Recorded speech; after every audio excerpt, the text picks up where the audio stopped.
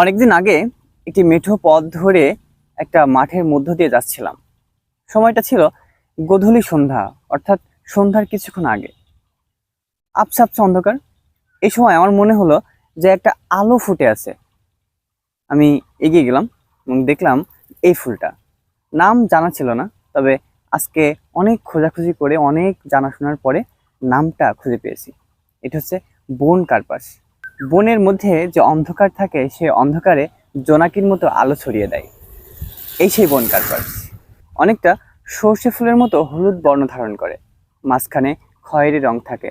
বনফুলের সৌন্দর্য আমাকে মুগ্ধ করেছে বহুবার, কিন্তু এই ফুলটা যেন একটু বেশি মুগ্ধ করে। শুধুমাত্র এই ফুল না, এর পাশে দেখেন আরো চমৎকার বনফুলে ছেয়ে আছে এই রাস্তার পাশটা। এই গাছের নানা রকম ঔষধি গুণাগুণ আছে, কিন্তু এই গাছের যে কাণ্ড, এটি বয়স্ক হওয়ার পরে, অর্থাৎ পরিপুষ্ট হওয়ার পরে তারপর দড়ি তৈরি করা যায়। ফলটা অনেক সুন্দর। ফলের মধ্যে পরাগায়নের জন্য পোকা থাকে। সত্যি বনফুলের সৌন্দর্য আমাদেরকে মুগ্ধ করে।